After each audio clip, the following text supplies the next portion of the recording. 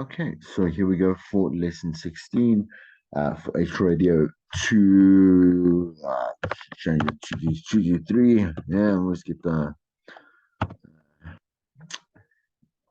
codes incorrectly anyway. Okay, so we just want to, this is going to be quite a short lesson, just because it's a run up, or that's not a run up, it's kind of like a wrap up from the previous lesson where we spoke about generators and reactors, and well, you have to go and create a certain piece, which I think was the promo. That was right, the promo for the previous lesson, to decide also where you are predominantly categorized, either as a generator or reactor. And obviously, this is going to assist you I mean, significantly, throughout your career, knowing exactly where your strong suits are and your skill sets are and you as a person, as a presenter, you have to focus on where your personality is really sparked at the end of the day, and how you can utilize that to become obviously a better practitioner for once and for all time as you keep on growing.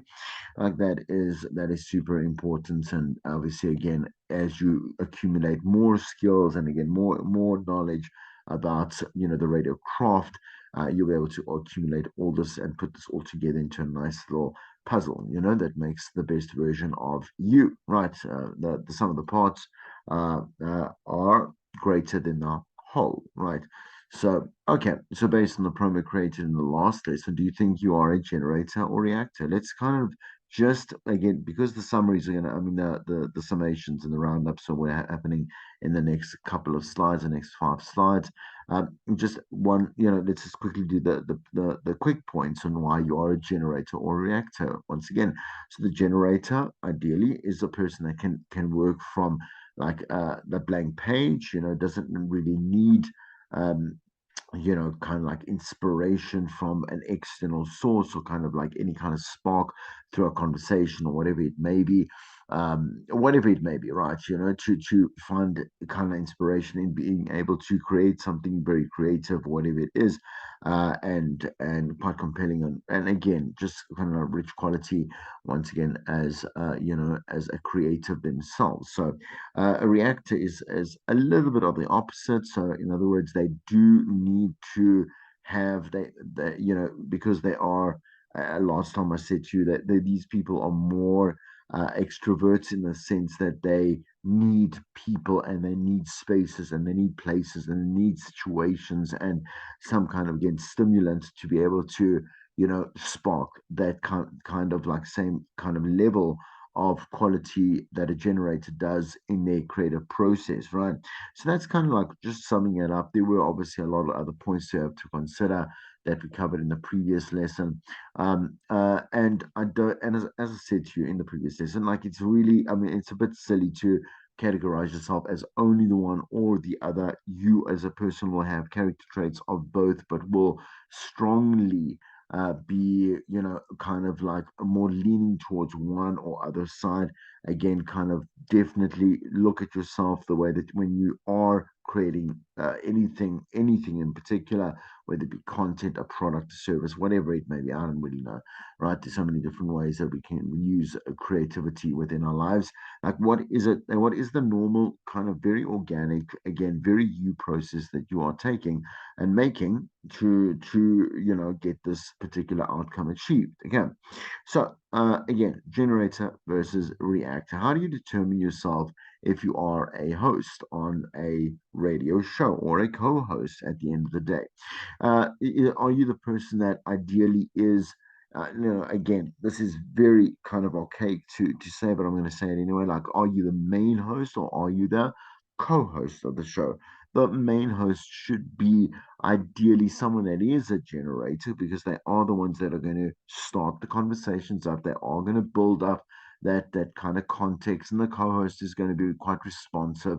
And again, one of the most, I think, just well known, so that you can have a good point of reference is Anele and, let's say, Frankie, that are sitting there. So within that context, because of the way that they have been placed, Anele would ideally be considered the generator, and Frankie would be the reactor. I know them personally because, again, we grew up together, we started Tux together. Like, I know Frankie to be a generator because he has been able to quite successfully host on his own and really just been able to build quite a great career through that. And Anele as well, again, co-hosting with her on commercial radio, like it wasn't one or the other. It was being able to see. Look, I mean, she is more likely to fall as a reactor because of the fact that she is super she's a super extrovert, like she's the extreme, of what an extrovert is, the extroversion, right? And so the thing is, again, it also is about role placement and replacement, where you might, on the surface level, don't look at someone on the outside and say, okay, well, cool, there we go. Oh, my electricity just came back. Might just do a little bit of a boop, on the recording. Anyway, yeah. So on the surface level, we might be able to assume some certain categories or whatever it is, but this is really more about you understanding yourself and how it is that you can utilize your like persona, and everything that it encompasses to be able to do the best that you can. So, does your personality come out best by setting up content or by reacting to others? Hosts are natural generators. Again, as I've just explained an example of Vanilla and Frankie, right? Co-hosts are natural reactors. A lot of presenters can be both, yet one role is almost always stronger than the other. So that's the important thing to remember. Being cast in the right role can make or break your career. So there has been many examples of very successful co-hosts who leave a show to host their own show and then fail miserably. Why? Because most co-hosts are natural reactors, and they are, again, they are more fruitful, and again, just more um, that I say they are of more value. They provide more value because they are more comfortable. When you're on air, you really need to be in the right space, right, and in the right place. And when I say positioning in the right role, to be able to just like really like capitalize on who you are, and then have everything else fall into place by the way that obviously you behave as a professional. Okay. All right. So many co-hosts feel that the ultimate level of success is to host a show. So the thing is that this is so again, I'm not going to isolate a co-host here because this actually applies to anyone that does want to go on air. And then, for example, like they come in, they are hired for a certain role, but the thing is that they have other aspirations as well. And that's cool. You can have aspirations, you must, but you really mustn't be able to like kind of use this as a side, like almost like a sideline side hustle where you're just doing what you need to do because you have other intentions like in mind, and again that can be argued a lot because I mean, you must have goals, you must have aspirations, you must grow, but you also really need to obviously understand the reality of what it is that you do best in. So we've had traffic presenters, like again, I feel like that's, I mean, for example, Jadine Tager, who was she was host. She was a great host for as a radio presenter, and then she was a traffic presenter at Power FM and made a lot of money. I'm saying to you, just in terms of salary grew. She understood her role. And she wasn't less of a person just because she found kind of a niche and very comfortable in being a great traffic presenter for a talk station. So obviously, there's a lot more involved in the skill sets and whatever it may be. But she also knew, well, you know what, she won a radio award for being the best traffic presenter, at a certain year. And that kind of again also just validates, well, she found her niche at that particular point, and she, took the bull by the horns. She wrote it for what it was, right?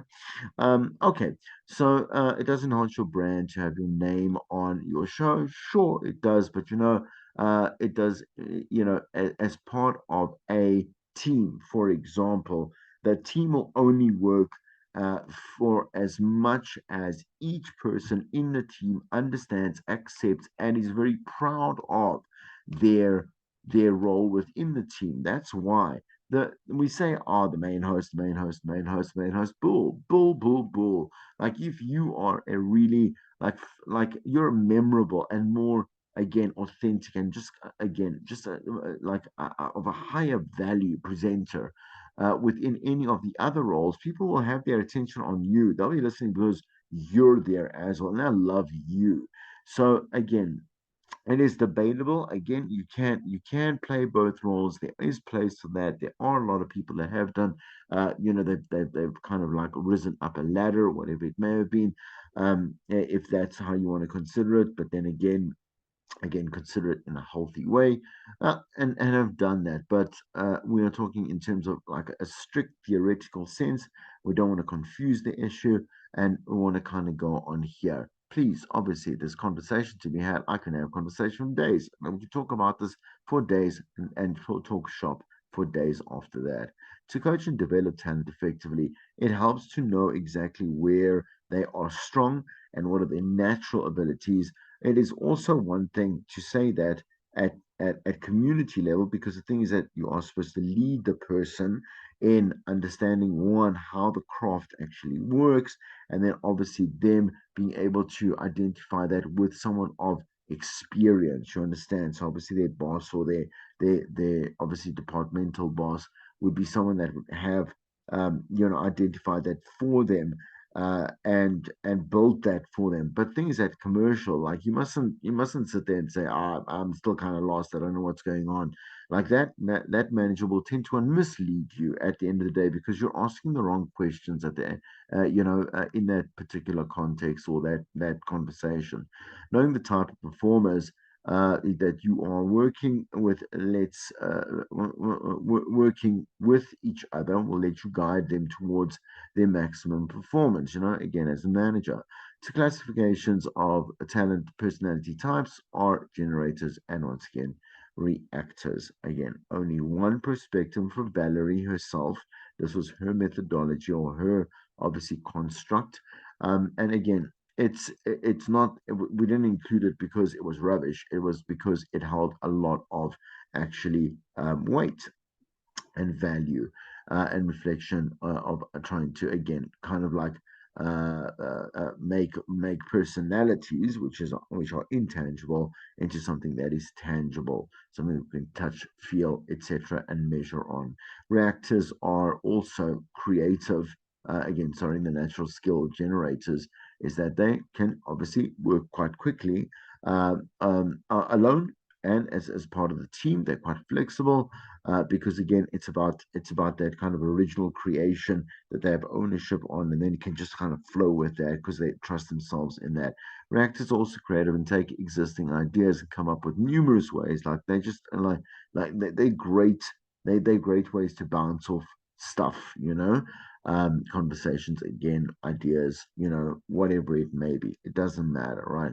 Mismatched combinations have disastrous consequences. So two generators will bump heads, definitely, because again, whose idea is better? Now we're going to have a conversation on that, waste time on that, whatever it is. Reactors are going to kind of sit and towards each other have continuously bouncing off ideas, bouncing off, and not really getting to a consensus as quickly as if you kind of match a generator with a reactor. Again, and not only as a co-host, but more as also a producer. For example, a producer should be someone that is predominantly a generator, but can also act as a reactor as well. So it depends on obviously the class. Like I said, the way that we class the host, we class the producer, class the host, we class the co-host, we class the host, we class the co-host, and then the traffic reporter, and then the sports presenter, and then right.